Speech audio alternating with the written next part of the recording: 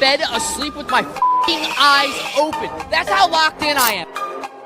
Philadelphia Eagles are world champions.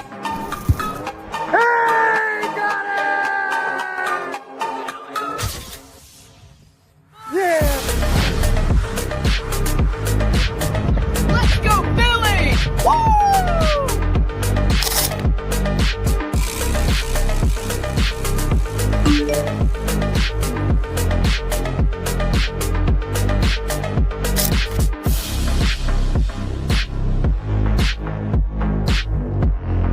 KJ and I out here. You are now listening to the Appreciate Your Input podcast with host Dalton Holland. A proud 302 Birds podcast experience. Now let's take it to the... What's going on, everybody? Happy Sunday night. Welcome back to the Appreciate Your Input podcast. I know it's been a hot minute since we've done this, but it is great to be back here for you guys. Easter came, dealt with all that.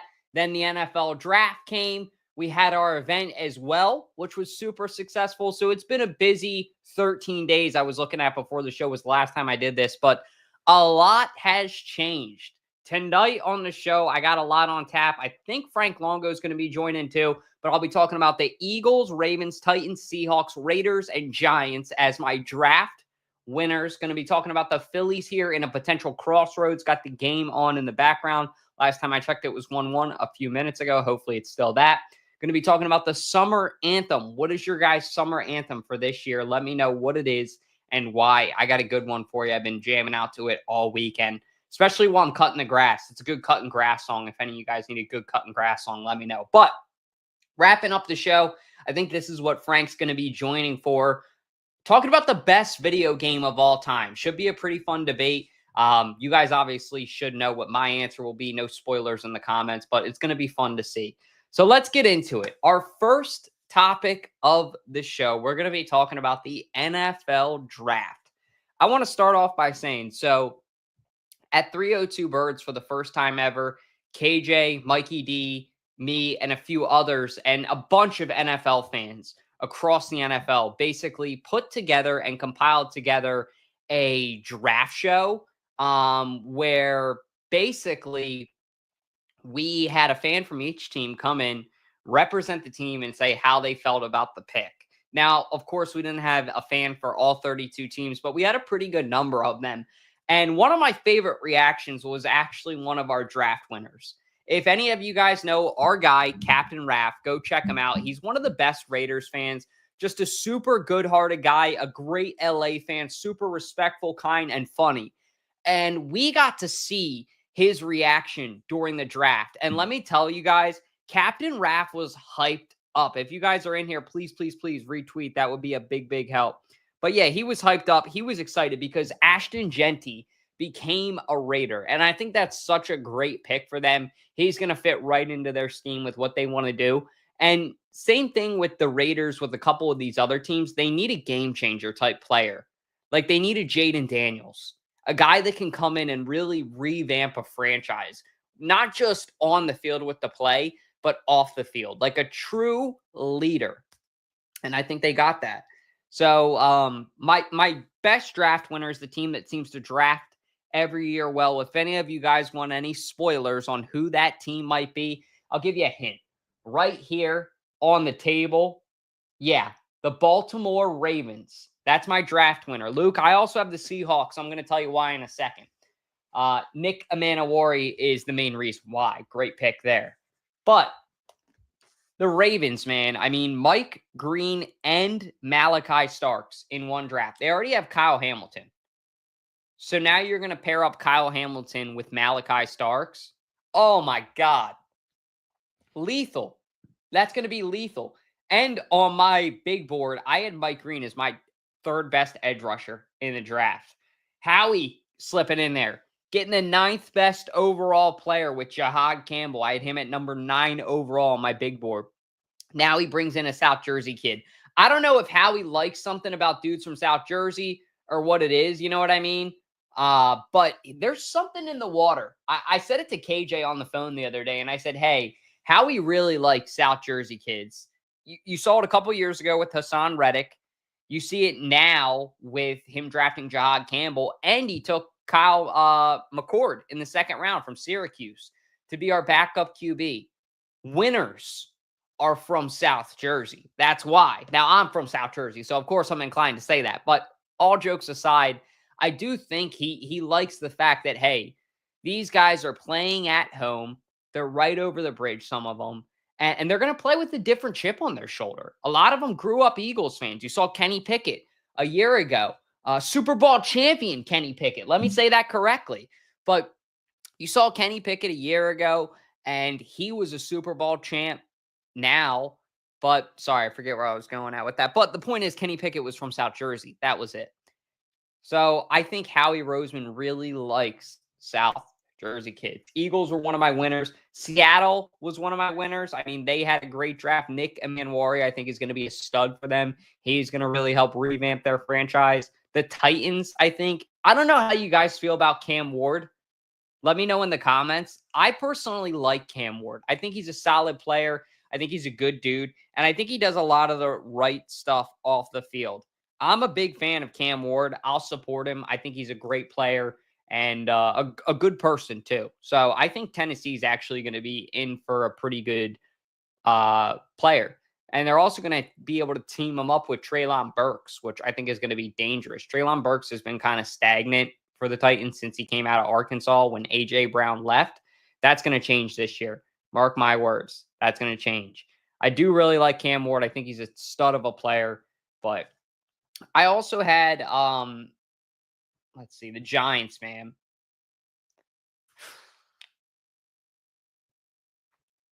All right. Should we talk about the QB first?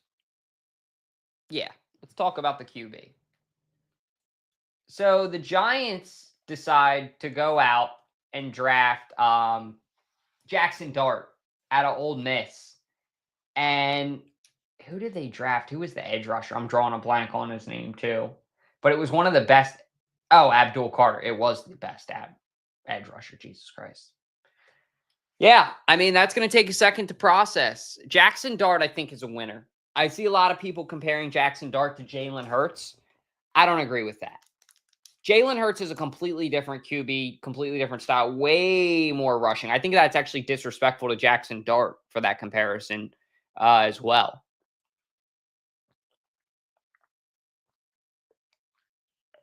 Personality-wise, yeah, he's a winner. That's why the people are comparing him to him. He's a leader. He's a locker room leader. He doesn't let the little things get to him.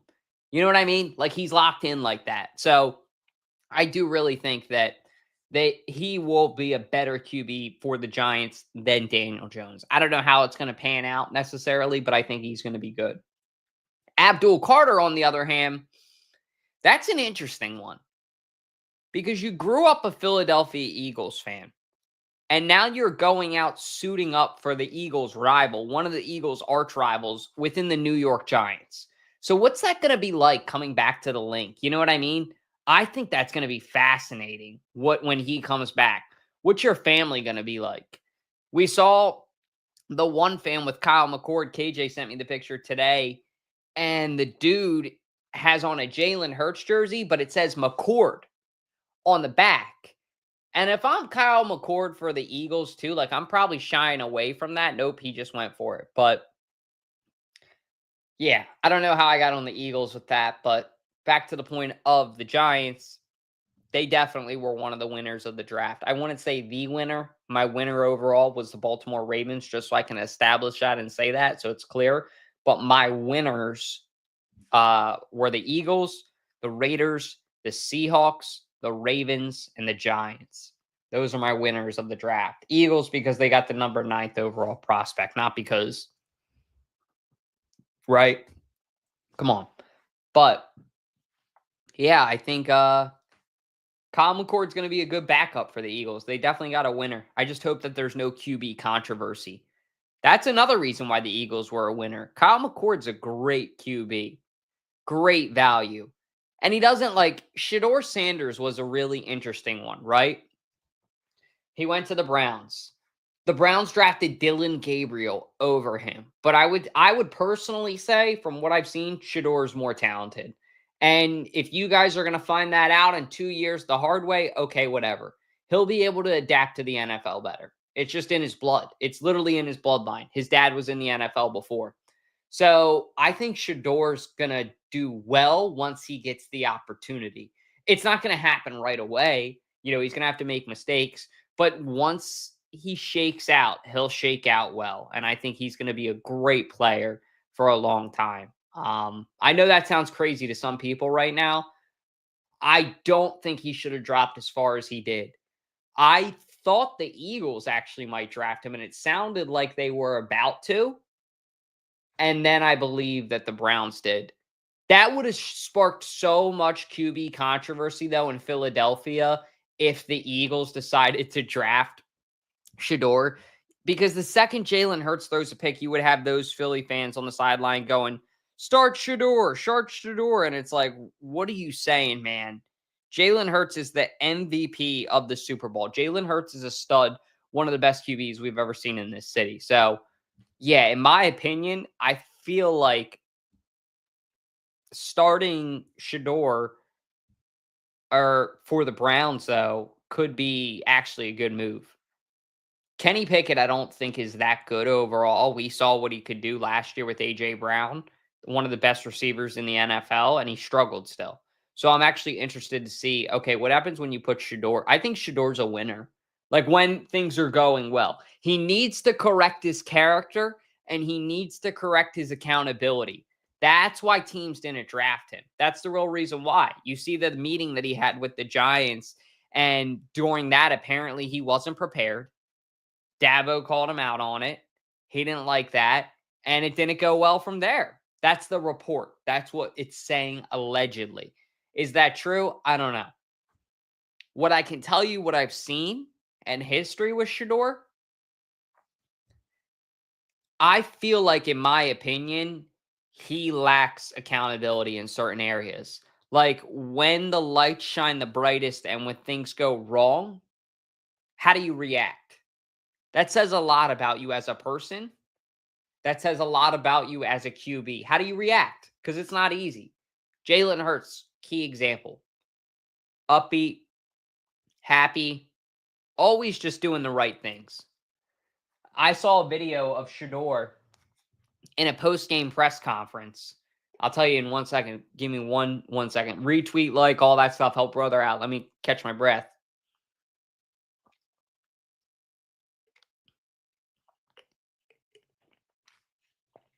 But I saw a video of Shador throwing his offensive line under the bus after a game. And it's like, what are you doing, dude? Those are the guys that protect you. So, like, if I'm the right tackle or the left tackle, whoops. You know what I mean? Like, how are you not aware of that? That just shocked me, in my opinion. So, that's where I have an issue with Shador, is his accountability when things go wrong. When things go great, he's an awesome leader. He's the exact leader you want. And I don't think he's disrespectful. Some people say that. I just think he's passionate. He's swaggy, as some of the young people would say. As I would describe him as swagger. But isn't that what you want your QB to have? I think so. I would want my QB to act like that when things are going well. When things are going bad, rapping in the draft room about it, okay, maybe that's not a good look.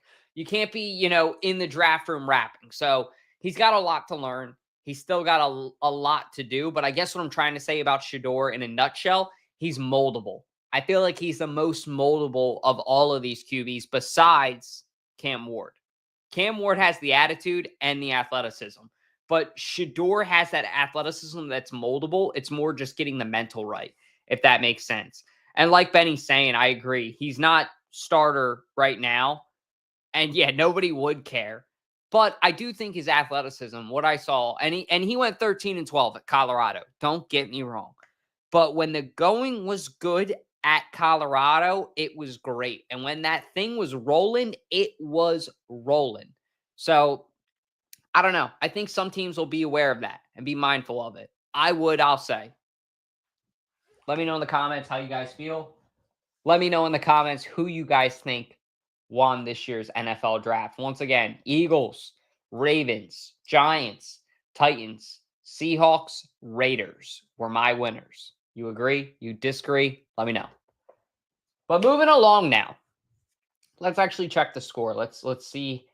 Top of the 6th, 1-1 live, and the Philadelphia Phillies are at a major crossroads right now. They're lucky they got a win yesterday. They knew I was doing the show, and they said, yeah, we can't be 13-13, 500 because we'll literally be at a crossroads in the season. So we're going to be 14-13 as we're in the middle of this game against the Chicago Cubs, which actually Ashley and her family's at. Shout out to them.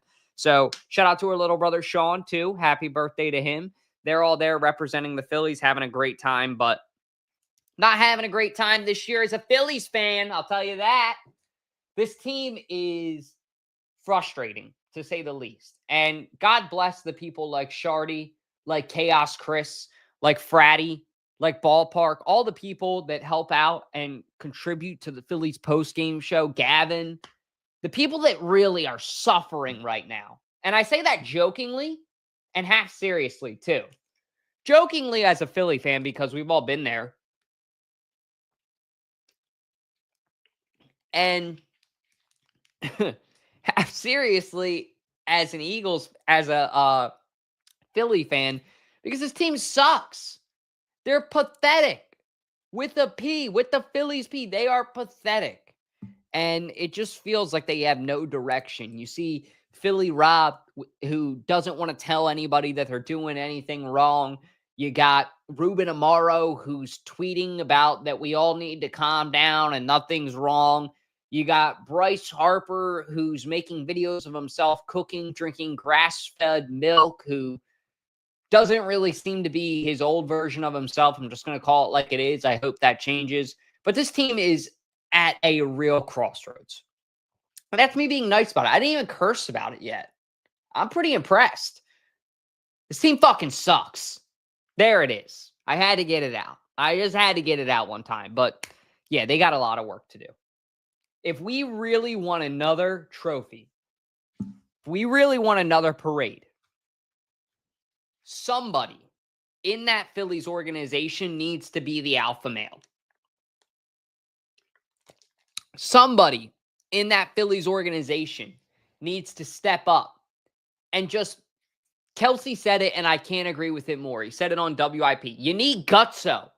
And if I'm the Phillies, I'm embarrassed. Truthfully, I am. I'm embarrassed that Jason Kelsey is coming in to my studio saying, hey, yeah, nobody's really got it like that. Sorry.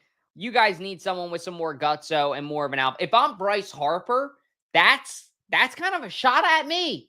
I don't know. Am I wrong? Am I right? Let me know what you guys think. But you are the alpha male of this team, Bryce Harper. You are the dude who needs to be there when no one else is there and lead by charge. Same with Trey Turner. I want to be clear on that. Same with Trey. But when you're not, and when you don't have that gutso, as Jason Kelsey calls it, I think that's the perfect way to describe it. It's going to show. You got young guys like Alec Bohm, Brandon Marsh, all guys, Bryson Stott, all guys with tremendous potential. Potential to be franchise Philadelphia Phillies. And my issue with you is that you don't be the guy. Like, baseball's a sport. It's a long season, as Benny pointed out in the comments. It is a long season. But the bullpen's unsustainable. Benny, I love it. My thing is the bats. The bats have been a problem for a long time. Bullpen, I get, and it's frustrating. But I want to talk about the bats right now, because the bats go out when the lights shine the brightest. And that's awful. If I'm Bryce Harper, I'm embarrassed. If I'm Trey Turner, I'm embarrassed. If I'm Rob Thompson, I'm embarrassed. If I am Kevin Long, I am embarrassed. And if I am John Middleton, I'm firing somebody. If I'm Dave Dombrowski, I might be worried for my job. Truthfully, I hate to say it like that. I really do. Because they are great people. They really are, but maybe they're not what we need to win a championship in Philadelphia. And if we go out and win a championship, roll back the tape of me saying this, because I am an amateur Phillies fan. I'm not ashamed to say it, like it's who I am. I don't watch every Phillies game. But right now, what I'm seeing from this team and what I've heard from Phillies experts and what I am hearing is that this team sucks. Is that this team is not going anywhere. Is that this team, all in all, truthfully, just doesn't have it. They don't have it like we think they do. And that sucks to say. It hurts. Because you think back to that 2022 run, how special that was. It's bedlam at the bank, McCarthy going nuts. But my problem is you can't find a way to get back there. You can't find a way to even win and improve year after year. You always go down a notch. First it was the NLCS, then it was the NLDS, and then it was a wild card. When do you improve? When do you get knocked down and say, okay, that's enough. We're from Philadelphia. We're going to get back up. And I just don't see this team. I don't see a person. I don't see anyone having it. Maybe last night the 10-4 win was nice. Don't get me wrong. But that's one win. So there's 160 of them. You better win some of them. Jesus. But tonight, I mean, you're going into the bottom of the 6th inning now. Another inning where you didn't put up any runs. And Bryce Harper, 3 at-bats, no runs, no hits. Same thing. Trey Turner, 2 hits tonight. That's good to see. Bryson Stott has been somebody. He's actually why I put him on this graphic. He's been my MVP this year for the Phillies. I love Stott. Stott's been a stud.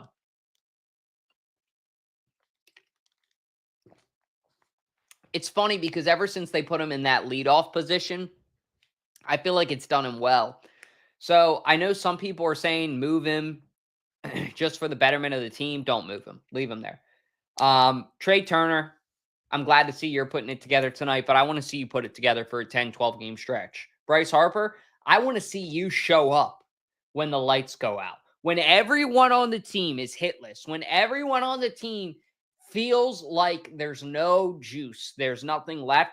That's when I want to see you connect with that ball. And then look, you don't got to hit a home run, but get a hit. Don't be so focused on being the hero, right? Like Shardy says it on the postgame show, Fratty says it on the postgame show, Chris says it on the postgame show. Small ball works. Back to the fundamentals. And it just feels like this Phillies team doesn't understand that. And that sucks. It's really frustrating. So we'll see if they get it together. But as of right now, April 27th, 8:43.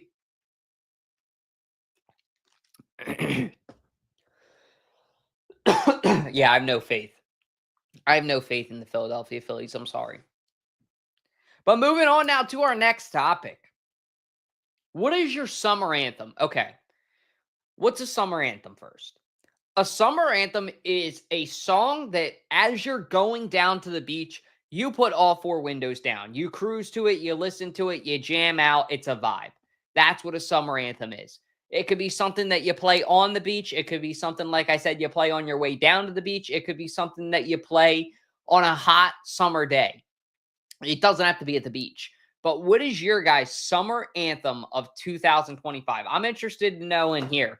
I already have one. My answer is actually Love Somebody by Morgan Wallen. Morgan Wallen just has a way of finding the most trendy songs and sounds and hitting those notes. So I feel like, in my opinion, Morgan Wallen and Love Somebody is my song of the summer, my summer anthem. I just love the way it hits. There's also a couple others on that album. There's a song he did with Post Malone. I know the whole album hasn't dropped. I Ain't Coming Back. That's a good one. I'm the Problem is good. I'm a Little Crazy is really good. But it's going to be a 37-song album. I'm the Problem. I'm trying to see May 16th, 2025. So in about 2 weeks, Morgan Wallen's looking to drop the album of the summer. But what is your guys' summer anthem, your summer song? Let's check some of the comments. Dennis! What's up, man? Thanks for joining me, bro. I appreciate you. Hey, if you could share it up, brother. I need a bass. I need a bass, man. Share it up in the Discord, all that stuff. Dennis, what's the song of the summer for you? I'm interested to hear. Like I said, Morgan Wallen. Tony! What's up, man? Long time no talk. It's good to see you. What's your song of the summer? What's up, Michael? How you doing? Gibbons? What's up, brother? Yo, let me know your guys' song of the summer. We got a lot of people in here. All right, let's get this thing ramped up. We're going to be talking about what's the best video game here in a second. Yeah, the Morgan Wallen song. Exactly. And I'm not even a country guy, but Morgan Wallen, I don't know if he has a deal with the devil or something or what, but like his notes of his song, they just hit. They really hit. And I'm not a country guy. I've never been a country guy, but I'm a Morgan Wallen guy all day. Like his songs just, they sound good. Like it doesn't fucking matter what the hell he's saying. As long as it's that beat or, you know what and then his voice just follows it up and it's crazy. Thank you, Mac. I appreciate you, bro. I love this shirt too. This is one of my favorites. Tony's saying it's way too early for the song of the summer. What's going to be May 1st here in a second? So you're going to be looking at, you got to know the song too for it to be song of the summer, right? Like it can't be song of the summer if it's the first time you're hearing it in June. You got to like know it and be like, okay, this song, like change the radio. And then like you hear it the second time, you're like, okay, like you like find yourself singing along with it. You're like, wait, what the fuck? Like, hold on. And then like the third time, you're like, I just want to love some, like, you know, singing along with Morgan Wallen. Same thing. So that's how it happens. That's how it goes. You got to know it. I will say once May 1st hits in 4 days, I don't think it's too early. Agree to disagree. We'll see. But if you have a song of the spring, then let me know what your song in the spring will be. Because summer's going to be here before we know it. I can't believe it. But this Morgan Wallen album that's coming out May 16th. I don't have any Morgan Wallen propaganda. I swear to God. I'm not sponsored by him. I just like it. Like I said, I don't like country music like that. But the Morgan Wallen is really good. The song of the summer is Liquor Liquor by Josh Block. World of T-shirts. Yes, I'm sure you've been jamming out to that song all week, Mac. I'm sure it's your favorite. Josh Block, though, God bless that guy. Hopefully he's doing okay and still alive, but God bless his liver, too. But song of the summer, let me know in the comments what you guys got. Memorial Day, you lock it in. Okay, but you got to know, May 1st is that time that you got to get warmed up to it so that by the time Memorial Day comes, you know every word. Hear me out. We'll see. Yeah, KJ's cracking up over there because talking about Josh, you're banned. You're banned. This one's going to be fun to talk about. What's the best video game of all time? There's a great list for Dutchie. I put together my list as a kid, and I'm going to spin the wheel. Now, whatever this lands on, I will play that game this week at some point. No, I will not document it. I'm just doing it for my own personal enjoyment. It's off season. I'm hanging out, okay? Let me be. But, I mean, I should have just put Madden 16 through Madden 25 on there. That would have been funny. Because, really, I only have a couple games for my PlayStation. I have Madden, college football. I have this one hockey game called, like, Goons and Wizards or some shit. I've only played it once. And then I have the Spider-Man game. Shout out to Spider-Man. I haven't played that either. I played it actually a little bit. But Madden for me is the best video game of all time. And what Madden specifically? Madden 16. When the aggressive catch first came out. That, my friends, was when Madden was at its peak. I remember. If you know me well, you remember my boy Brandon and my boy Jack remember this. We used to have a basement at my old house in Maryland. And basically the setup was when you come down the steps, there was a TV that hung. We had like a nice basement growing up. We had like 2 TVs. So one was on one side of the wall. It was like more of like a theater. And then the other was like a workout area. The workout area, when my dad eventually joined a real gym, became my Madden area. I had this like jersey of Michael Vick hung up there because Michael Vick's an insane Madden player. No matter what you say off the field, he's probably the greatest Madden. Well, Lamar Jackson might have topped him in that, but he's up there. I mean, it's him and Lamar, the two greatest Madden players of all time. I'd personally say Michael Vick because that's who I grew up with. But point being, that Madden 16, I just remember that we had this little air hockey table and I would sit on it and I would just play that game for hours on end. And Ultimate Team specifically, that was the game that first opened me up to Ultimate Team. Whether it be for, I mean, I played like Madden Ultimate Team on my phone before, like everybody, the Pocket Edition, especially in high school at Sally's. So this is a funny story. When I was a freshman at Sally's, we first had iPads. And we were kind of like the guinea pigs, I used to call us, because we had to test everything out. And within the first month, Sally's, shout out to Sally's, awesome school. If you guys need a great place to send your sons and you want them to go in, boys and come out men, distinguished gentlemen, send them to Salesiana. But one of the funniest stories was within the first month, you're at an all-boys high school. And like I said, we were the first ones with iPads, so they had to learn all this stuff. They ended up blocking Madden from the iPads because we ended up playing it like during the day. So that's quickly stopped. It only lasted for about 2 weeks, really, even if that. But it just reminds me of like, I remember going into and like in the morning, especially before school, talking with people, and everyone was playing Ultimate Team. Everyone was doing it. And that was when I really fell in love with Ultimate Team. But I'd only played Pocket Edition. You know what I mean? Like I'd never been good on the sticks or anything like that. And then Madden 16 came and Ultimate Team came and I got really good at it. I started enjoying it. And by the end of Madden 16, I figured out how to user lurk, how to, user pick, all that fun stuff. And it was exceptional. So I got Madden 16 on there. But Super Smash Bros. Is also an honorable mention for me. That's just one as a kid that everybody played.